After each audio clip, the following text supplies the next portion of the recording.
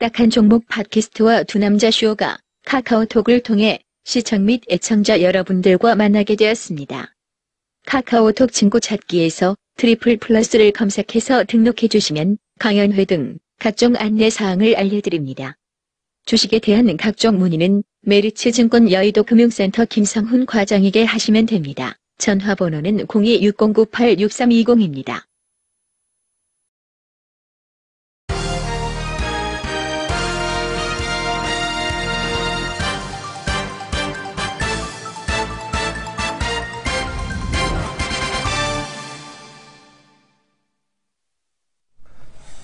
네, 안녕하십니까. 채널K를 통해서 매일 오전 11시부터 우리 시청자분들 찾아뵙고 있습니다. 마켓 11 시작합니다.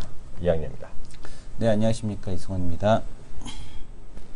네, 날씨가 어저께도 덥더라고요. 날씨가 많이. 근데 오늘은 약간 좀 풀린 거 아니에요? 어저께 바람이 오전에 좀 살짝 불어서 습도가 좀 낮아지긴 했는데, 어제 저녁에는 비가 살짝 오고 나서 습도가 높았지 않습니까? 그런가? 네, 근데 이제, 날씨 좀 오고 나서 좀 이렇게 했는데, 메르스도 좀 주춤했으면 하는 바람이 있습니다. 아, 그러니까. 누가 그랬는데, 습기만 들어오면 이제 메르스는 좀 죽는 거로 했는데, 이거. 박테리아가 아니고 바이러스니까. 그러니까요. 네. 오늘 시장 상황 잠시 좀 훑고 넘어갈까요? 전체적인 그림 어떻게 좀 진행되고 있는지. 일단 시장에 대한 흐름 자체는 상당히 좀 긍정적입니다. 외국인이 이제 그 코스피, 코스닥 우리가 매수하는 그런 모습을 좀 보여주고 있어서 시장에서는 상당히 좀 긍정적이라고 보고 있고요. 그리고 외국인 매도만 안 해주니까 그래도 종목 반등하는 것들은 그대로 반등합니다. 어제 보게 되면은 여전히 시장에 뭐 별거 있습니까? 제약바이오만 주식이죠. 그러니까요. 제약바이오만 지금 주식인 상황이고요. 그다음에 이제 중국 관련주 아프리카 TV, 뭐 쇼박스 뭐 이런 애들, 그러니까 중국 관련된 소비 관련된 쇼박스 이름이 바뀐 거죠? 쇼박스 같은 경우는 지난번에 말씀드렸듯이 미디어 플렉스가 이제 쇼박스로 중국 그걸 안 바꿔 그럼? 어떤 거? J 컨텐트리? 메가박스로. J 컨텐트리는 메가박스로 바꿀까 이러면? 바꿔버려? 메가박스로. 근데 그거보다 그거 더 큰 회사가 있으니까 안 되는 그건 이제 그 중앙지주회사 뭐 이런 중앙지주회사 이렇게 바꿔야 될 것 같고요.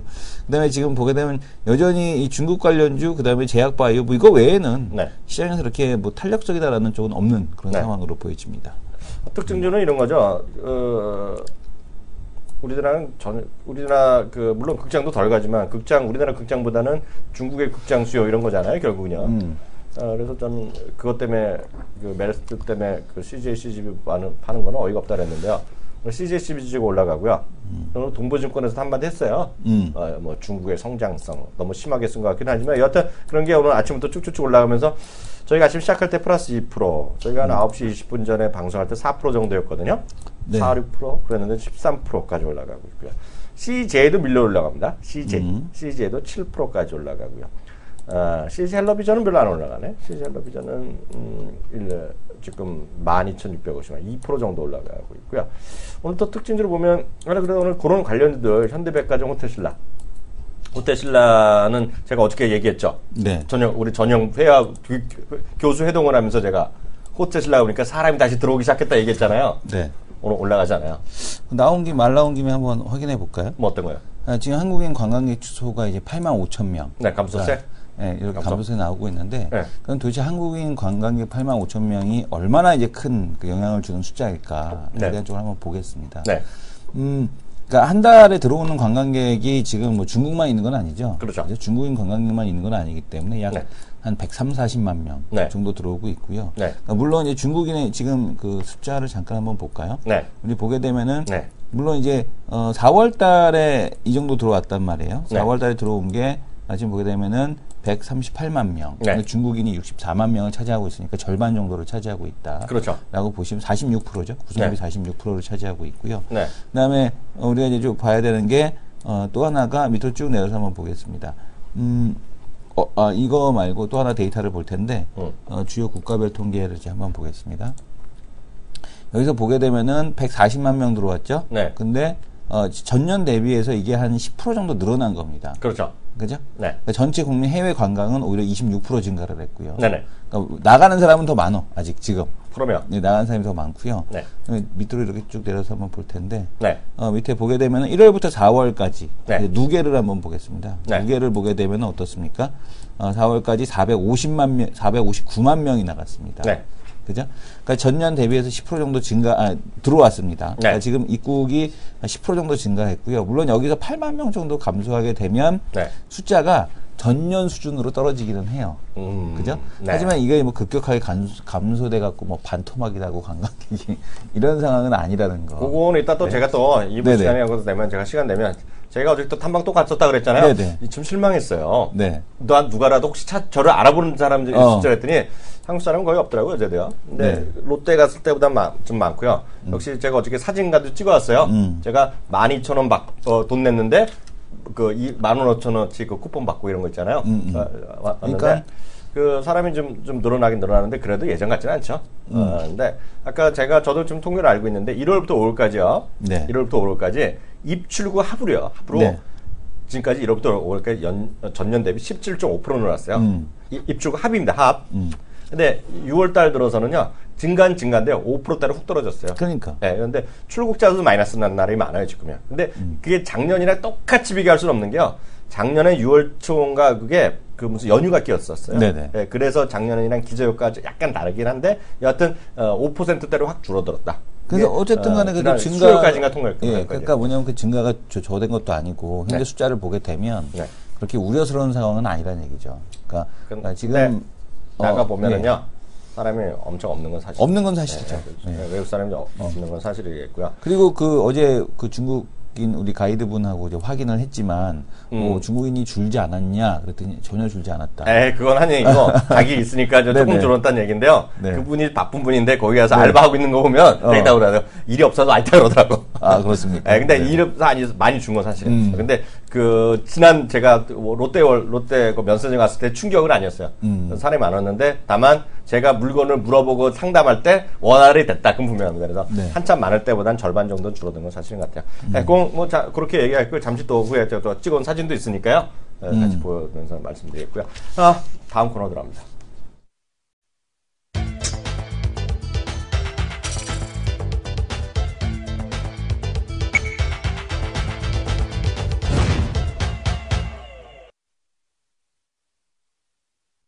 종목 썰전 시간입니다. 어떤 분인지 소개 한번 해주세요.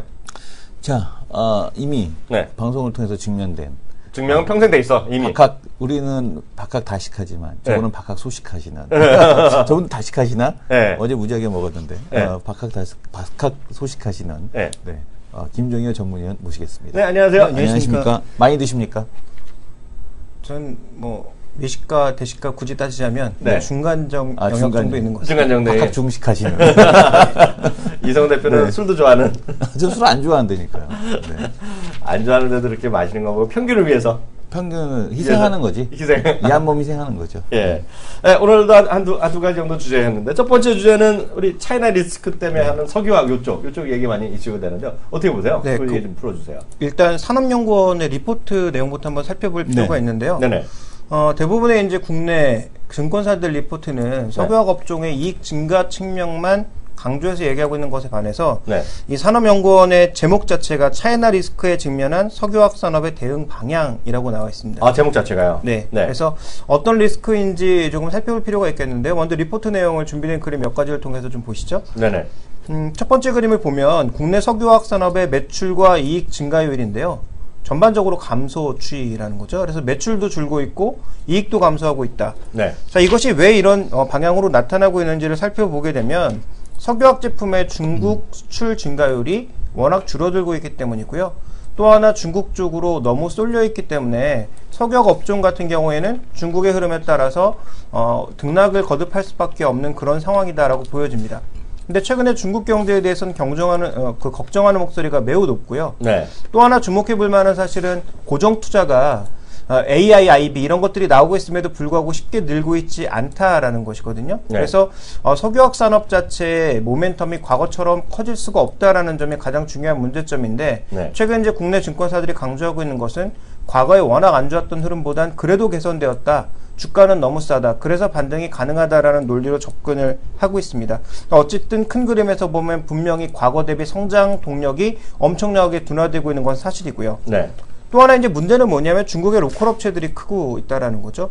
이 중국의 주요 화학 업체들, 화학 제품들의 자금률을 보니까 2010년도에는 64%에 불과하던 게 작년 기준으로 80%, 올해 기준으로는 더 올라갈 가능성이 있거든요. 그러면 실제로 수요가 크게 늘지 않는 상황에서 국내 제품들의 중국 수입은 더더욱 줄어들 수밖에 없다라는 결론을 우리가 좀 지어볼 수 있겠습니다. 그래서 석유화학 업체들의 근본적인 리스크가 이 리포트에선 사라지지 않고 있다. 그래서 해결 방법은 그럼 뭐냐? 신소재 쪽으로 나가야 된다라는 것과요. 그리고 좀 더 국가를 다변화하는 것이 필요하다라는 얘기가 나오고 있는데 이게 그렇게 쉽지만은 않은 이슈인 것 같습니다. 그래서 지금 보면 이래서 그런 건가요? 이렇게 이쪽 보면 약간 좀 무섭잖아요. 레포트 제목부터가요. 근데 증권업계도 완전히 갈리고 있는데요. 전체적인 상황 좀 전체적으로 이런 마진까지 얘기하면서 같이 좀 얘기해 주세요. 네, 뭐 준비된 그림을 보시면 주요 제품인 에틸렌과 나프타의 마진이 점점 줄어들고 있고요. 유가가 떨어지니까 마진이 뭐 떨어지는 건 당연하다. 그러면 최근에 이제 유가가 조금 올라가고 있는 것에 대해서 뭐 긍정적인 부분을 기여할 수도 있겠지만 레벨 자체가 안정적으로 이 수준에서 계속 흘러간다면 뭐 큰 흐름은 없을 것 같고요. 그다음에 중요한 건 한국의 석유화학 시장은 여전히 공급 부위가 지속되고 있고 앞으로도 지속될 거라는 거죠. 그러면 남는 물량을 어떻게 해서 수출로 밀어내야 되는데 주요 수출 국가 중에 하나인 중국이 이렇게 이제 투자 축소, 그다음에 로컬 업체들의 약진이 나타나는 양상으로 간다면 결국은 추가적인 성장은 좀 불가능하다라는 겁니다. 그래서 우리가 투자 전략상으로 봤을 때 제 생각은 그래요. 지금 신소재 쪽으로 적극적으로 런칭하고 있는 회사가 과연 몇 개나 되느냐, 국내 회사들 중에. 그 중에서 이제 주목해 볼 만한 건 LG화학 정도, 그리고 삼성 SDI 정도가 그나마 이제 배터리 쪽에서 활약하는 모습을 보여주고 있다라는 관점에서 긍정적이고요. 나머지 업체들에 대해서 뭐 추가 반등이 2분기 실적 확인 정도에 따라서 조금 더 이어질 수 있겠지만, 궁극적으로는 해외 업체에 대한 인수라든지 추가적인 비용 하락이라든지 이런 것들을 원활하게 이루어내지 않으면 과거만큼의 밸류에이션을 받기 어려워졌다. 그래서 반등을 하더라도 한계에 노출될 수밖에 없다라는 관점을 지니고 있고요. 그리고 2분기에 실적 피크를 기록할 가능성이 높다라는 관점에서 해당 종목군들에 대해서는 목표 수익률을 조금 낮추고 제한적인 접근을 하시는 게 좋지 않을까라고 보고 있습니다. 지금 딱 이거잖아요. 지금 보면 저 이제 그 석유화학 업종에 대한 증권가의 시각도 완전히 엇갈리고 있는데 그 산업연구원이나 김정희 의원님 말씀은 이제 약간 좀 보수적인 쪽으로 보는 쪽에 레포트 쓰는데 있는데 그쪽에 이제 편을 좀 주시는 건데요. 이제 아까 LG화학이나 삼성SDI는 많이 되지 않은데 지금 제일 그 키는 저거 있잖아요. 롯데케미칼 완전히 갈리고 있잖아요. 이건 어떻게 보세요, 그러면? 롯데케미칼에 대해서는 중립 정도로 보고 있습니다. 그래서 좋게 보고 있는 것은 아무래도 뭐 타이탄이라든지 과거에 이제 말레이시아 업체 인수를 해서 충분히 업력을 넓혀놨다라는 것과 해당 상품, 지금 롯데케미칼이 주로 생산하고 있는 해당 상품의 마진이 좋아졌다라는 것인데요. 정확한 표현을 해야죠. 좋아졌다가 아니라 과거 대비해서 조금 나아졌다가 정확한 표현이죠. 그래서 과거의 저평가는 충분히 벗어날 수 있다라는 점에는 동의를 하나 과거만큼의 밸류에이션 수준으로 회귀한다라는 것에 대해서는 저는 전혀 동의할 수 없습니다. 그래서 지금 뭐 단기적인 반등이 쉽게 꺾인다라고 보진 않지만 2분기 실적 발표 이후에는 아마도 탄력이 크게 줄어들 가능성이 있지 않나. 그리고 지금 국내 기관들의 수급이 너무 이쪽으로 쏠려 있어서요. 그러니까요. 만약에 이 쏠린 수급 자체가 또 빠져나오게 되면 변동성이 커질 수 있다라는 점도 염두에 두실 필요가 있는 거죠. 이게 이승원 대표는 그래도 우리 중에서는 그나마 그 공부를 잘 안 했더라도 화학공업 배운 사람이잖아. 해다가 배우면 뭐해? 드랍했어. 학점 받았어. 학점은 받았죠. C 이상은 받았어, 그래도? C가 없습니다. 그럼? 성적표에, 대학교 성적표엔 C가 없어요. B? 4.0으로 졸업했어. 몇 점 만점에? 4.5회. 깜짝 놀랐네. 그러면 대부분의 A 마이너 그런 거야? B 플러스? 진짜로? 그러면 우리보다 낫잖아. 그 얘기 좀 해줘. 에틸렌이랑 고개 헷갈려. 그 뭐죠? 이게 여기 두 가지 방식 따랬잖아. 근데 이게 이제 중요한 게 뭐냐면 이 대우증권에서 그 석유화학 업종에 대해서 지금 이제 그 낸 건 투자 의견에 대한 쪽을 낸 건데요. 지금 보게 되면은 비중 확대 아니면 이제 중립적인 그런 이제 의견에 대한 쪽을 제시를 했는데 요 그림 하나로 예쁘게 잘 설명이 된다라고 봅니다. 걔가 40만 원 간다고 했던 애 아니야. 네네. 근데 지금 보게 되면은 시장을 이제 크게 두 개로 이제 구분을 했는데 저유가 시대의 화학 업종과 이제 고유가 시대의 화학 업종. 그러니까 방금 말씀 주신 것처럼 과거의 밸류로 회귀하는 건 어렵지 않겠느냐라는 거의 근거는 이거죠. 과거처럼 고유가로 가기 어렵다. 그러니까 제품 가격에 대한 상승의 한계가 있다. 스프레드로만 먹어야 된다라는 걸 이제 얘기하는 건데 중요한 거는 여기 뭐라 그러냐면 미국의 에탄 크래커가 2018년도에 가동이 되지만 그 물량 소화 가능하다라는 얘기를 하고 있습니다. 그러니까 에탄 크래커가 가능될 때는 다시 한번 그 제품 가격에 대한 조건이나 시장 조정이 오겠지만 그래도 다시 소비가 회복을 할 거다. 그러니까 비에틸렌 업황 개선이 본격화될 거다라는 얘기를 하고 있습니다. 그래서 네. 지금은 석유화학 업종에 대한 쪽에 대한 회복기에 대한 구간으로 지금 보고 있다라는 시각에 대한 쪽이 일단은 뭐 KDB 대우증권에 대한 시각이겠고 장기적으로 봤을 때도 그렇게 나쁘진 않지 않겠네. 처음에 우려했던 것보다는 네. 나쁘진 않다. 왜냐면은 사실 여기서 비에틸렌 다운스트림 공급 확대 때문에 네. 이게 지금 쭉 빠졌는데 최근에 이 부분은 어쨌든 회복이 됐잖아요. 네. 근데 이 부분이 회복이 되면서 어쨌든 시장에서 아주 긍정적으로 이 화학 업종에 대한 쪽에 대한 시각에 대한 변화가 생기기 시작을 했다라고 보셔야 될 것 같습니다. 그래서 지금 보게 되면 이제 문제 뭐냐면 2011년도 이후 증설이 지속 지연이 되면서 네. 에틸렌 가동률이 90%대로 지금 상승이 됐답니다. 왜냐하면 네. 이제 공급 과잉에 대한 우려 때문에 전부 다 이제 증설을 안 했던 거거든요. 아니면 네. 미루거나. 근데 네. 이제 그런 이슈가 오히려 지금 시장에서 긍정적으로 작용을 했다라고 네. 얘기를 하고 있고 네. 사실은 근데 이게 언제냐면 네. 2007년도에도 그 얘기가 있었어요. 6년도, 5년도에도. 네. 10년 전에 네. 중동 시장도 엄청 좋을 때인데 주가도 좋을 때인데 주가가 안 좋을 때 그때 뭐라 그랬냐면 네. 화학업종 끝났다라는 얘기가 그때도 있었어요. 네. 그때도 뭐라 그랬냐면 중동에서 이제 본격적으로 생산이 들어가기 때문에 중동 크래커들이 그때 네. 시작이 되면서 화학업종 안 된다는데 그때 화학업종이 엄청나게 뽑아냈잖아요. 네. 그러면서 이제 그때 이제 그런 얘기했던 중동 크래커 얘기했던 분들이 다 집에 갔었거든요. 네. 이번에도 이제 과거 그런 생각이 드는 거예요. 네. 화학업종 또 안 좋다 그러면 또 이렇게 또 이게 보게 되면 의외로 또 이렇게 좋아지는 거 아니야? 근데 이제 그때 2006년도 7년도에는 중국에서에 대한 산업재 사이클에 대한 부분이 있었던 거고 네. 지금은 산업재 사이클에 대한 쪽은 아니기 때문에 네. 과거와 같이 가기는 어렵다. 왜냐하면 중국의 그 투자 패턴 자체가 네. 이 고정자산 투자에 대한 쪽으로 왕창 늘리는 것이 아니라 네. 아니 소비에 대한 쪽으로 지금 돌아가고 있기 때문에 네. 그 부분은 좀 아니지 않느냐 이렇게 보는 거죠. 일단 네. 두 분 얘기 듣고 보니까 네. 40만 원 안 가겠네. 조금은 그거는 좀 어렵지 않겠느냐. 내가 그리고 네. 그 NH가 20만 원 썼잖아요. 쎄라면서. 네. 네. 그건 한편 들어줘야 되니까 우리 위 아니면 아래지 뭐야. 네. 내 소스 의견인데 하여튼 산업연구원은 말을 공무원이지만 네. 중립적인 분들이잖아요. 그분들은요. 그렇죠. 네. 좀 신뢰성이 약간 더 가는데 하여튼 이거 갖고 대우냐 네. 지금 하여튼 한쪽은 대우 상당 부분 애들이 된다고 그러고 있고 지금 그 산업연구원 그쪽이랑 지금 보니까 그 특정 증권서 말씀드리면 NH투자증권 예전에 우리투자증권이잖아요. 실제 네. 놈들이거든요. 네네. 거기다가 이번에 한국투자증권이 또 붙었거든요. 그러니까 NH가 네. 그 정도 얘기하는 건 쉽지 않은 일인데. 그러니까 한국투자증권도 애둘러 셀이야. 네. 그 업황 얘기 나왔는데요. 네. 그게 다 산업연구원이랑 한판에 한판.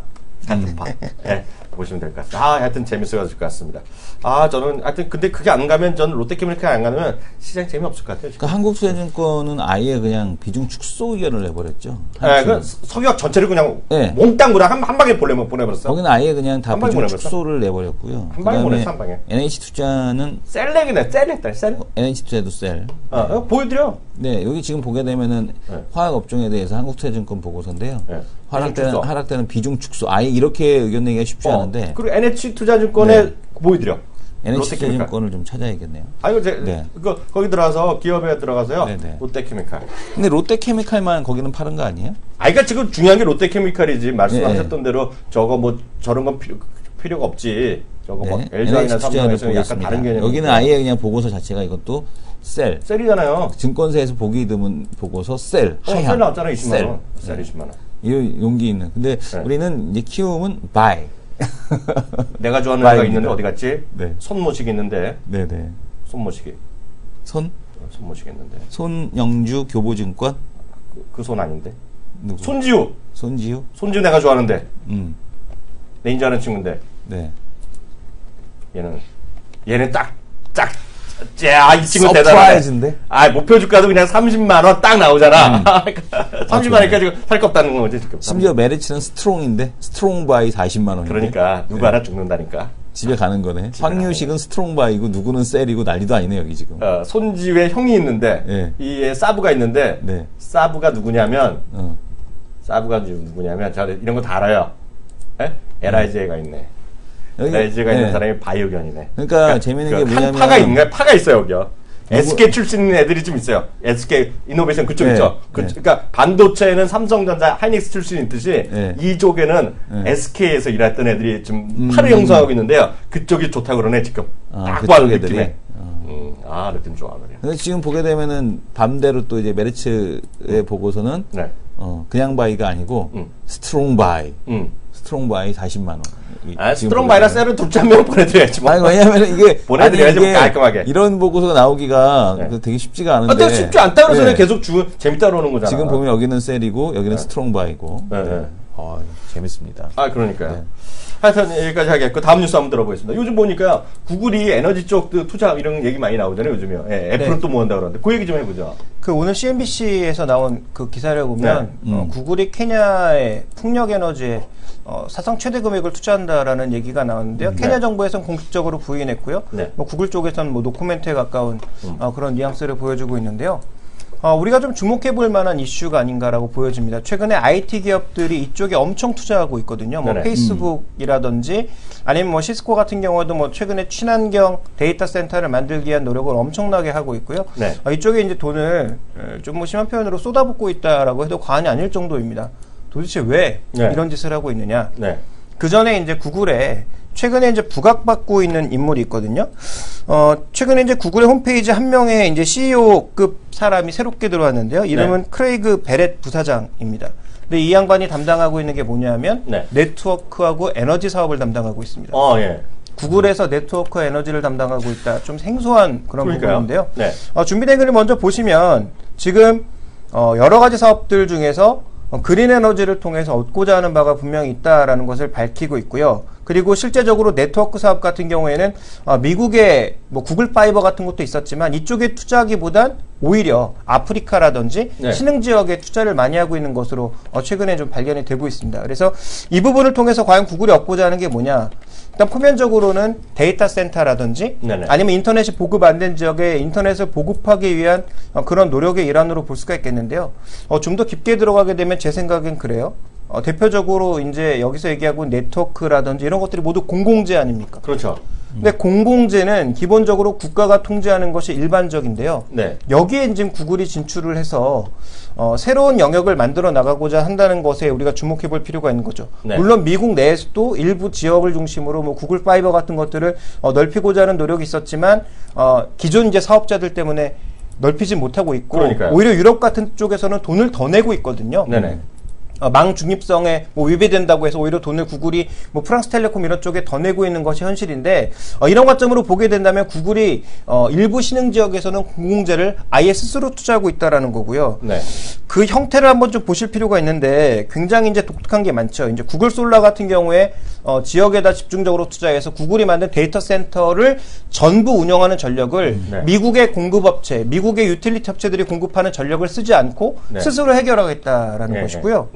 그 다음에 또 하나 보시면 이제 굉장히 재밌는 건데 비행기처럼 생겼죠. 마카니 파워를 인수해서 이 부분을 쓰는데요. 이게 뭐냐면 풍력 발전기입니다. 저게요 생긴 게? 네, 풍력 발전기인데 이거 하늘로 띄우는 거죠. 왜 하늘로 띄우느냐? 하늘에 바람이 더 많이 불기 때문입니다. 그렇죠. 근데 여기다가 만약에 구글이 기존에 얘기했던 에드워드 벌룬 같은 것들을 같이 붙여서 해버린다면 이게 지금 하늘에 떠서 스스로 전력을 만들고 거기에서 대규모 영역을 커버할 수 있는 일종의 와이파이 망이 하나가 생기는 거죠. 그래서 구글이 기존에 이제 구글 벌룬이라는 걸 만들었는데 이 벌룬이 뭐냐면 말 그대로 이제 풍선 아닙니까? 그러니까 풍선 띄워서 사람들이 이제 위성 네트워크에 접속하는 것처럼 넓은 지역을 커버리지할 수 있는 그런 인터넷망을 만들겠다라고 한 건데요.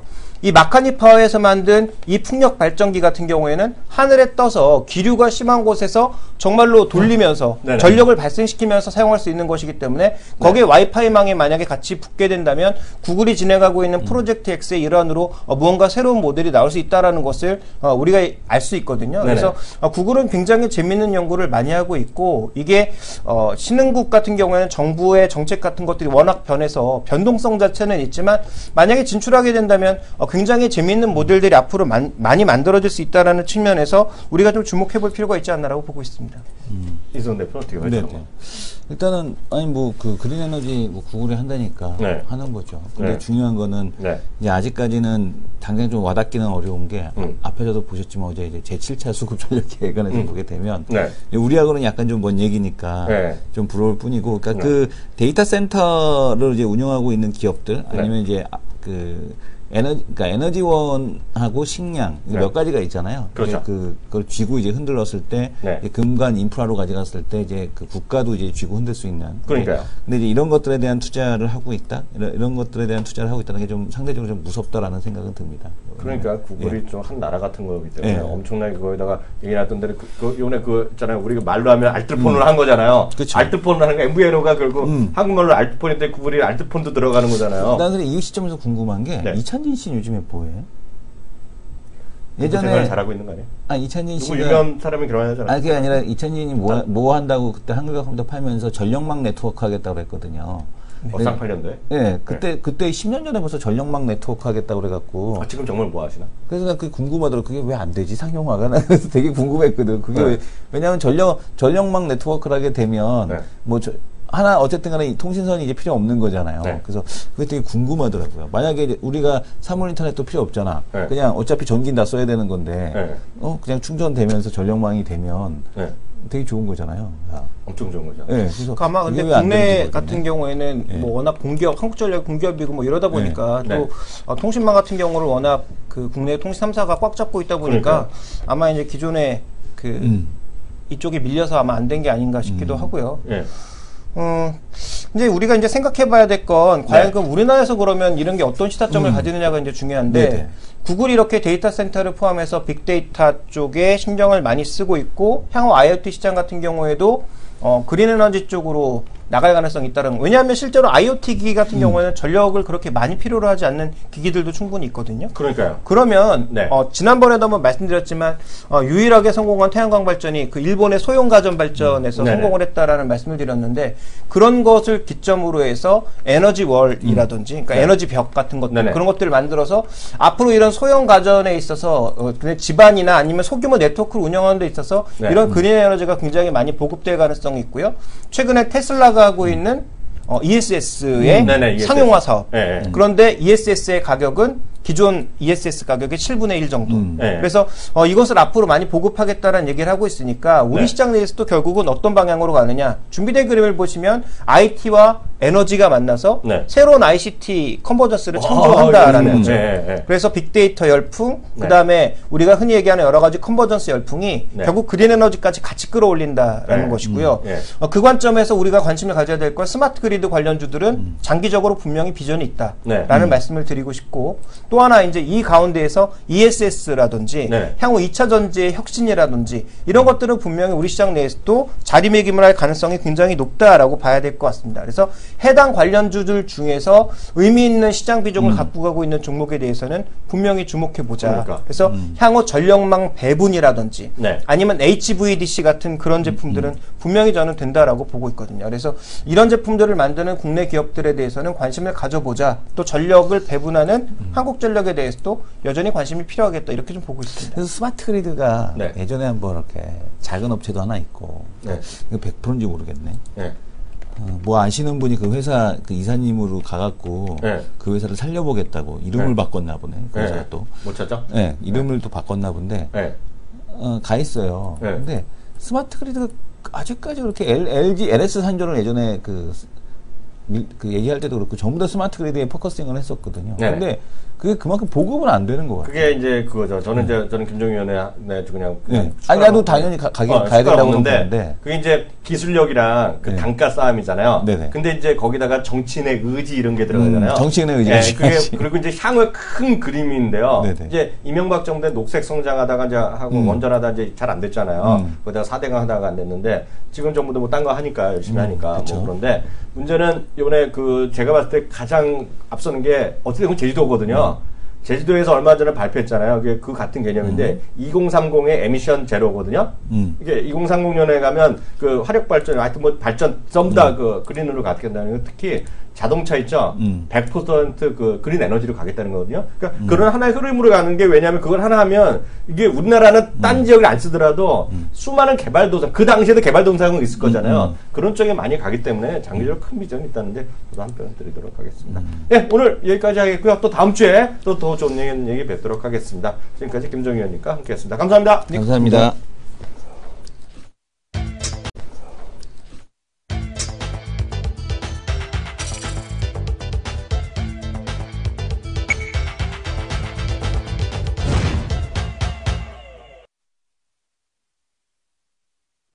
네, 이슈도 올릴 건데요. 재밌는 거 하나 볼까요? 재밌는 거?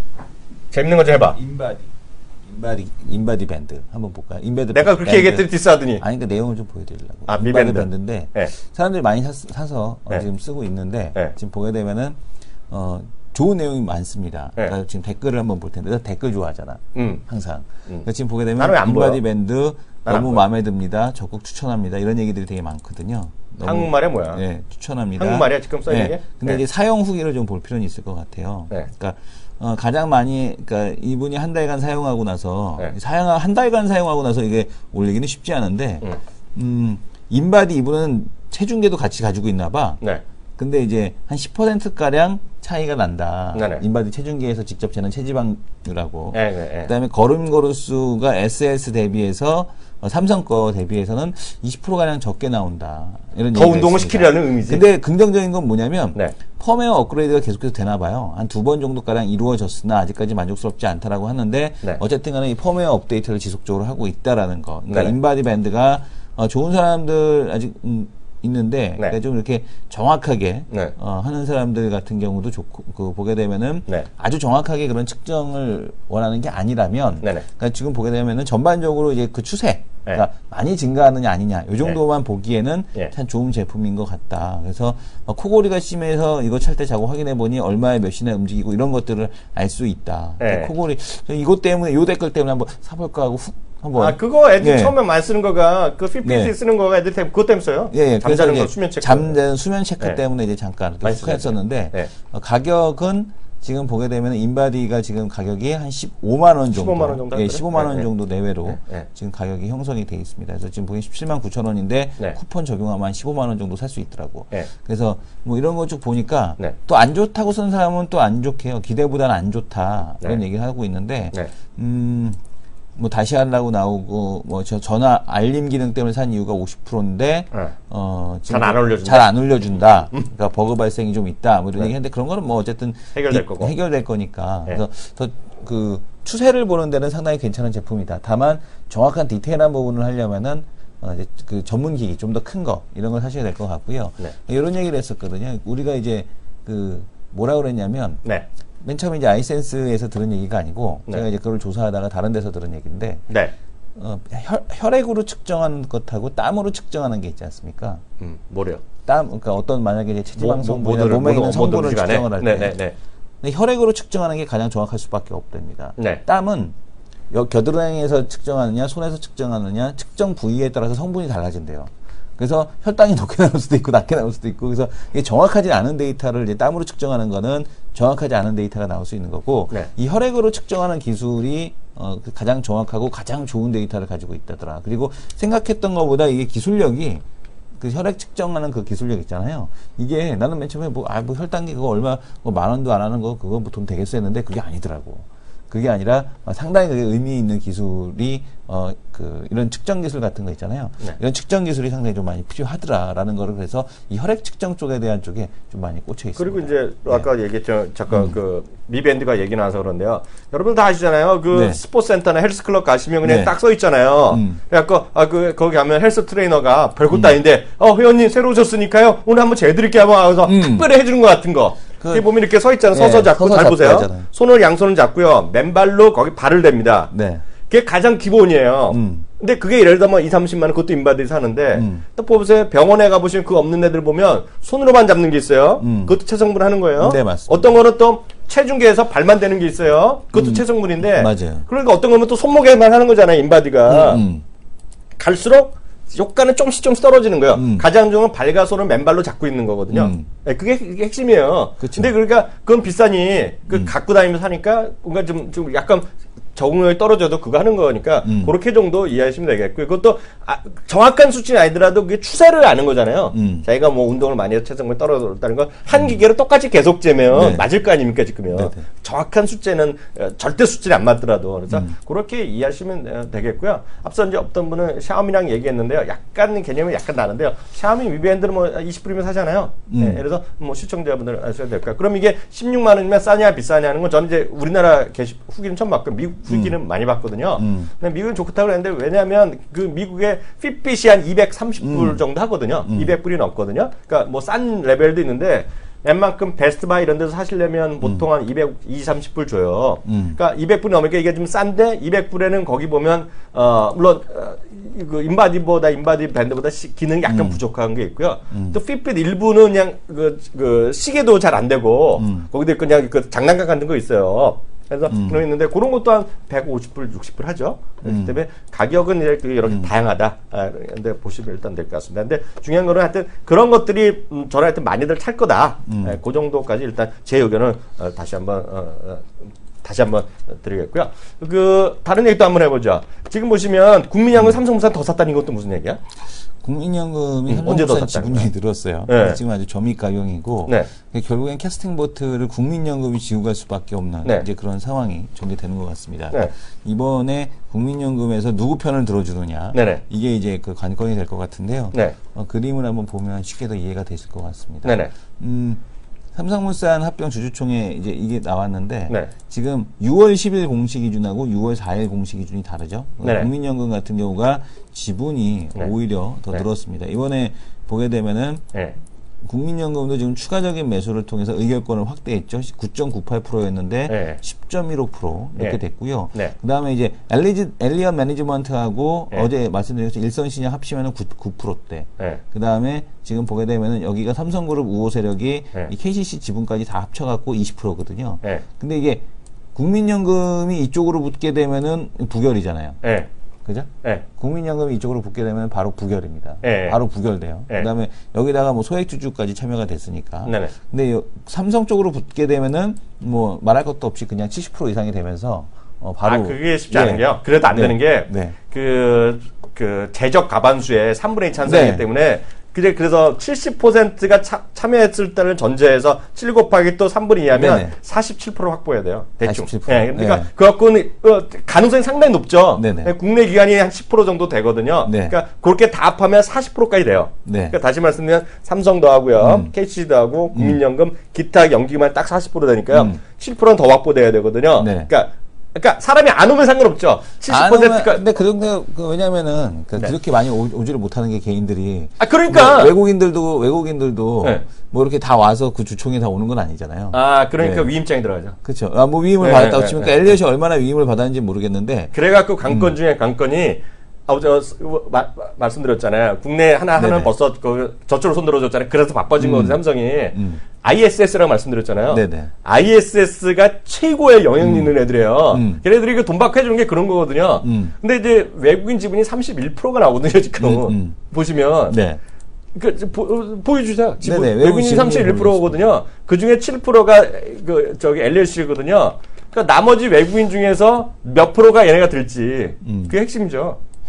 그쵸. 얘네가 네. 지금 보게 되면 31% 지분율. 그러니까 숫자 싸움은 34%, 외국인 34%. 더 늘었네. 그러니까 얼마 전에 32% 그런 걸 봤는데, 네. 그러니까 그게 핵심이에요, 지금요. 네네. 그러니까 반대하는 쪽은 3분의 1만 확보하면 되고, 돼야 된다는 애는 3분의 2를 확보해야 되기 때문에, 게임이 쉽지가 않죠. 이러다가, 뭐, 국민연금도 예전 같으면 그러잖아요. 예전 같으면 이제, 나라에서 정하면 훅 가는데, 지금은 뭐, 국민연금 안에도 여러 가지 목소리가 있고요.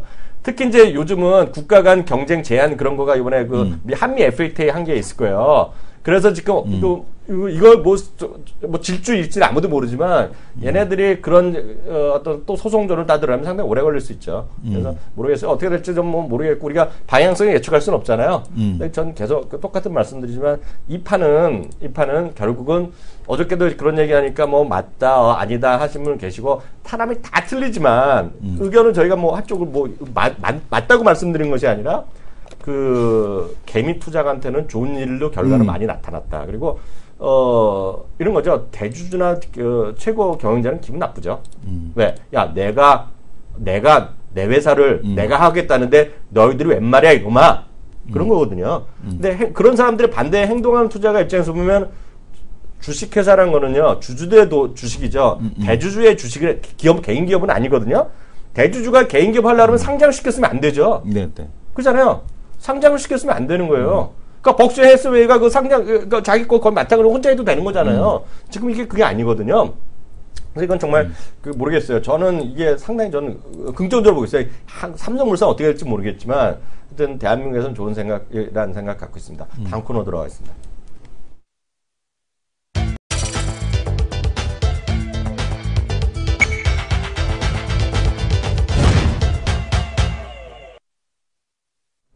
네, 오늘 그 레포트 시간인데요. 네. 정말 이 부분에 우리 정말 이승원 대표의 정말 식견에 제가 다시 한번 놀랐어요. 무슨 식견? 그 진짜로 한번 그 자료 자기 한번 자료 한번 찾아보시면요. 네. 오늘 L전자 한번 자료 보시면은요 찾아보시면 알 텐데요. 네. 이 L전자도 이 L전자까지가 우리 방송 맞다면 이건 약간 오버한 거지만. 네. 선도적으로 듀얼 카메라 모델을 출시할 가능성이 제기되고 있음. 이게 제목이 바로 나왔네. 네. 제목이. 네. 네? 제목이. 살려면 이렇게 해야지. 그러니까 이거 정말 이런 키움에서 나왔네. 키움에서. 그래서 내가 딴 데라면 얘기를 안 해. 네. 그래서 약간은 그런데 키움 증권 자료니까 우리가 네. 적극적으로 소개를 해드릴 필요가 있고 정말 L전자뿐만 아니라 역시 키움 증권은 우리 한 항아리다. 같은 편이다. 네. 이승원 대표의 영향력이 세다 해서 그 얘기를 한번 정리를 쫙 한번 다시 한번 얘기해 주세요. 네, 네, 지금 보게 정말 되면, 중요한 자료죠. 이게 네. 듀얼 카메라를 이제 써야 되는 이유가 뭐냐면은 우리가 지난번에 한번 확인을 했죠. 그러니까 보셨잖아요. 그러니까 DSLR급으로 이미지가 나오게 되더라. 그러니까 802개가 1600보다 더 입체감도 있고 화질도 그 얘기 하시잖아요. 좋고 그게 이제 나온 얘기인데 지금 보게 되면은 그러니까 HTC One M8 모델에 듀오 카메라가 장착이 됐고 400만 화소 울트라 픽셀 BSI 센서와 뎁스 센서를 장착을 했는데 저기서 잠깐만요. 저희가 어저께라서 작년에 10월달에 이미 예고해드렸잖아요. HTC의 디자이어 I가 나면서 전면 1600만 화소 기억나죠? 내년에는 그러니까 작년 10월달에 2015년에는 우리 카메라 화소나 전면 카메라가 핵심이다. 그리고 카메라가 핵심이다. 그래서 얘기했었잖아요. 야 정말 이승원 대표 대단해. 근데 이 HTC M8은 그러니까 뭐냐면은 해상도가 충분하지 못했다. 400만 원짜리 2개 장착하는 바람에. 그래서 지금 그때 시장의 조기 실험으로 끝났다. 그러니까 지금 그 시장 시기상조 실험으로 끝났는데 최근에 이제 지금 보게 되면은 인텔도 3D 카메라 트렌드에 동참하는 듯하다라는 얘기 하고 있습니다. 인텔도요? 3D 인식 카메라 솔루션, 리얼 센스와 안면 인식을 통해 별도 비밀번호 입력 없이 잠금 해제가 가능한 트루키 솔루션을 선보였다. 그러니까 뭐냐면은 입체적인 인식을 통해서 그러니까 유변조가 어려운 안면 인식을 하겠다라는 거예요. 안면 인식, 카메라 안면 인식을 하겠다는 거죠. 그러니까 뭐냐면 이제 사진으로는 이게 입체가 안 되니까 정확도가 떨어지는데 맞아, DSLR급으로 돼서 3D 카메라 2개를 눈가리를 딱 2개를 딱 끼운 다음에 딱 보면은 이게 눈가리가 뭡니까? 그러니까 어쨌든 간에 그 입체가 된다는 얘기죠. 그래서 그 3D 스캐닝 촬영이나 아니면 그 3D 프린팅을 보다 쉽게 할 수 있다라는 얘기. 이거는 이제 우리가 그 LG전자 옵티머스 그 큐브 3D 큐브가 이제 나왔었죠. 예전에 LG전자에서도 이미 LG전자가 이걸 해봤었습니다. 그래서 LG전자가 이미 이걸 해봤기 때문에 지금 9월 10일경에 출시할 초 프리미엄 플래그십 모델의 듀얼 카메라를 채택할 가능성이 매우 높다. 여기다 그러니까 이번에 LG전자 나온 거 G4는 메탈도 아니야. 지금 보게 되면은 저 칩도 스냅드래곤 810 열 문제 때문에 발열 문제 있는 발열 문제 때문에 그거보다 낮은 거 썼잖아요. 그것까지 난 잘 모르지. 810 칩을 안 쓰고 다른 걸 썼거든요. 그래서 성능도 떨어져요. 아 그래요? 그래서 성능도 떨어져. 그다음에 메탈 케이스도 아니야. 그래서 조리기 하나 갖고 승부 보려고 하는데 그걸 누가 인정해 주나요? 아니, 인정도 안 해주잖아요. 그렇죠. 그러니까 그러다 보니까 이제 지금 다시 한번 9월달, 10월달에 다시 한번 이제 재도전한다라는 의미가 있는데 이게 뭐냐면 듀얼 카메라를 채택하고 그 다음에 메탈 케이스를 선택을 해서 이 프리미엄 폰에 그러니까 플래그십 폰 중에서도 정말 이제 그 독보적인 그런 폰을 내놓겠다라는 그런 얘기를 하고 있는데 어쨌든 간에 특이한 거는 삼성전자의 이번에 거기에도 보게 되면 그 AP에도 보게 되면은 듀얼 카메라 처리 기술이 들어가 있습니다. 네, 이미.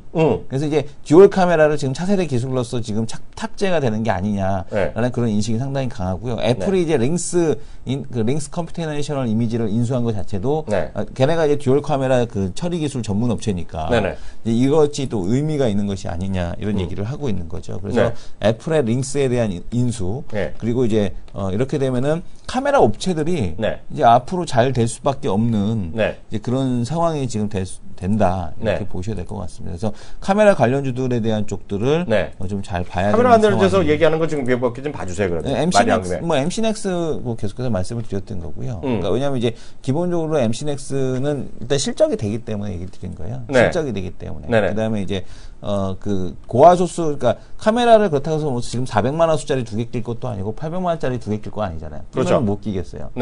1,300만 원짜리 2개나.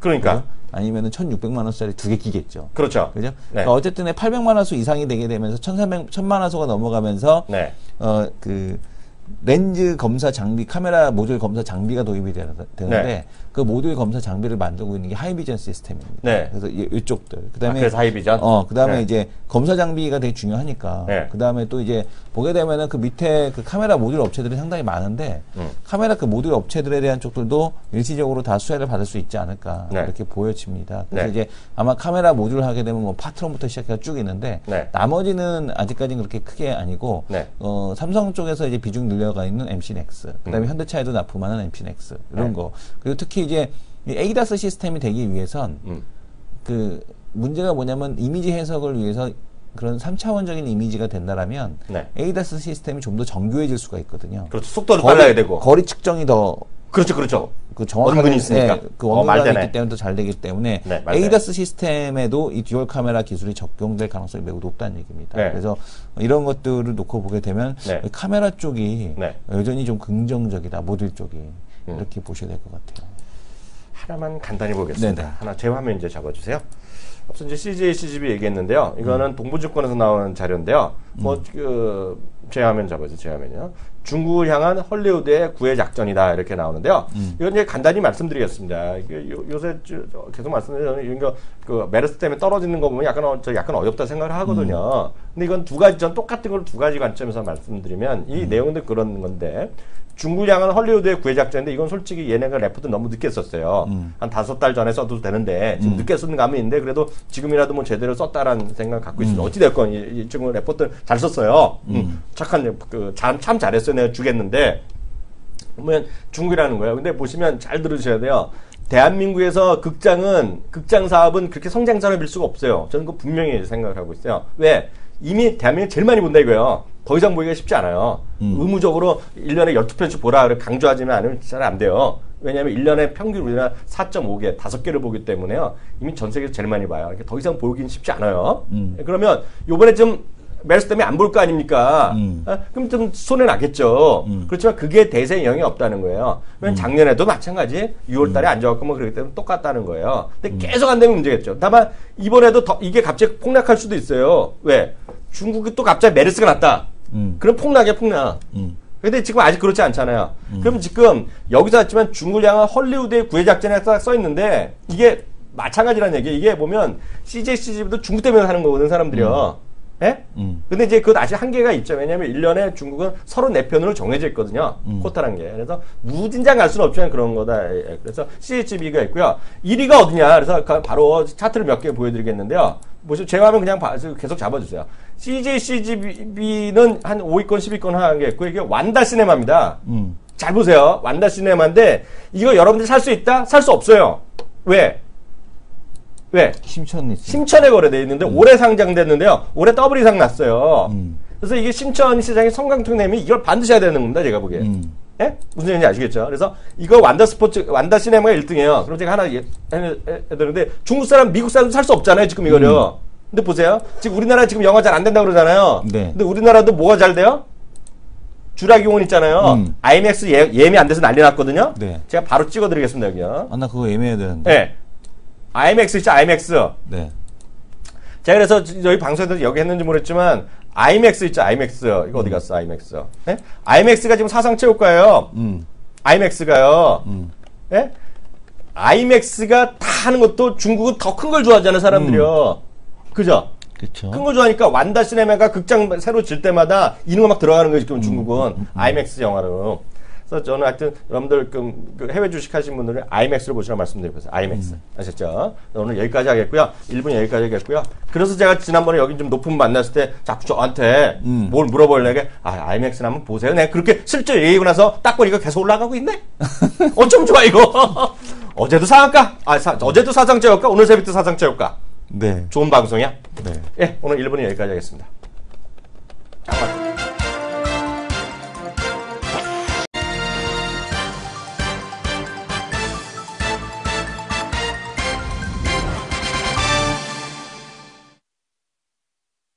네, 마켓레버 2부 시작하겠습니다. 코스피가 좀 마이너스로 바뀌었네요. 그죠? 네. 시작할 때부터 조금씩 흘러내리고, 아까 어떤 분은 지적하셨다시피, 선물 지수가 좀 흘러내리네요. 하더니 약간 지금 흘러내리는 상태고요. 코스피만 안 좋지, 코스닥은 뭐 지금 뭐 매우 뜨겁습니다. 코스닥도 지수로 보면 똔똔이에요. 근데 종목, 어차피 뭐 똔똔인데 네. 내려가는 종목 뭐 내려갔지. 네. 근데 이게 사실은 지금 오늘. 자기는 상승률은 상위 화면만 보는 거 아니야, 혹시? 아니 모르겠어요. 그러니까 지금 네. 관심주 항목에 있는 건 다 시뻘건데 빨간 거 정도가 막 8% 9%막 이러니까 전부. 그러니까요. 예, 그래서 지금 상황에서 어쨌든 간에 지수가 근데 이렇게 내려가는 상황에서 이렇다는 얘기는 상당히 좀 그 종목별 차별화가 엄청나게 진행이 되고 있구나 이렇게 보이시죠. 요즘에 하여튼 관심법은 이성훈 대표야. 뭐가 또 관심이야? J 콘텐츠로 이런 것도 올라가고. 네. 나는 이제 그날도 뭐 이렇게 적극적으로 안 했지만, 난 이런 게 될 거라고 보고 있는데, 하여튼 제일기획은 계속 흘러내려요. 네네. 난 제일기획 관심이 많아요, 저는요. 제일기획. 그리고 현대일레는 어떻게 됐어? 현대일레도 오르더니 오늘 또 쉬네요. 오늘은 좀 쉬고. 오늘 쉬고 있고요. MK 트렌드는 어떻게 됐나? MK 트렌드 좋아. 아니요, 어저께 쉬었네. 있고요. 하나 좀 잠깐 보면 보고 할 텐데요. 제가 이거 하나 보여드릴게요. 오늘 미국 지수 하나 보여드릴 텐데요. 이거 보세요. 제 화면 한번 잡으세요. 존경하는 피디님. 이게 보면 ETF를 지금이라도 해야 된다는 얘기를 엄청 많이 하거든요, 미국에서요. 아니, 네. ETF는 지금 하나 내일 하나 어쨌든 뭐 뭔 상관이야. 하기만 하면 되는 거지. 하기만 하는데, 네. 이거에 대해 특집이 요즘 많이 나오거든요. 아, 미국에서? 네, 많이 나와요. 그럼 잘 들어보세요. 근데 이 논조가 뭐냐면요. 이렇게 여러 번 말씀드렸다시피, 키움증권에서 채널K에 들어오신 분은 제가 약간 심하게 얘기하면 행복하신 거예요. 왜냐하면 이런 걸 말씀해 주시는 사람이 별로 없거든요. 근데 이게 보면 10년 동안 제가 말씀드렸다시피 미국 시장에서 뮤추얼 펀드 다 죽었어요. 계속 줄어들었어요. 10년 동안 미국의 개인 투자가들의 개별 주식 매매 10년 동안 감소했습니다. 그럼 뭘 하느냐? ETF를 하는 거거든요. 그래서 그거에 대한 얘기가 쫙 나오는데, 물론 이제 리타이먼트 한 사람들, 은퇴한 사람들 위주로 나오지만, 제가 이 링크를 찍어 드릴게요. 그 시간 되시고 좀 하신 분은 이거 보시고요. 너무 길어서 안 나오네. 너무 길어서 안 나오는 건 방법이 없는데. 하여튼, 마켓 워치나 이런 데 들어가서요. 뭐 ETF 이런 거 치면 검색이 될 텐데요. 이게 보시면 제가 왜 말씀드리냐면, 여기에 대한 핵심 내용이 딱 여기 또 나오는데요. 이게 뭐냐면, 제 화면 이제 잡으세요, 제 화면. 이게 영어로 써서 제가 좀 재생한 건데요. 여기 쭉 한 5줄만 딱 내용이시면 되는데요. 뭐냐면, 지리적이나 어떤 섹터별 이런 거 있잖아요. 이런 거를 맞는 걸 찾기가 갈수록 쉽지 않아진다는 거예요. 네? 그리고 구체적인 어떤 종목을 딱 찍고 이런 거가 네? 효과적이지 않다는 거예요, 지금요. 그렇게 계속 바뀌는 거예요. 왜냐하면 종목은 계속 바뀌는데, 그래서 대표적으로 예를 들어는 거가 바이오 제약을 얘기하거든요. 예? 그래서 보면 우리 일상 간다 그러는데 일상에서 떨어질 확률이 95%라는 얘기예요. 97%. 이상까지 갔어? 이상에서 또 90% 또 떨어진다는 얘기예요. 3상가 또 90% 또 떨어진다는 거예요. 거기서 살아남은 놈이 그냥 20-30년 동안 대박 버는 거죠. 이제 그런 개념이라는 거 예를 들면 그래서 종목을 살게 선택하는 거고요. 제일 여기서 결정적인 게 뭐냐면 여기 이런 얘기 나옵니다. 그렇게 엄청 종목을 찾는 노력이 뭐다? Not worth예요.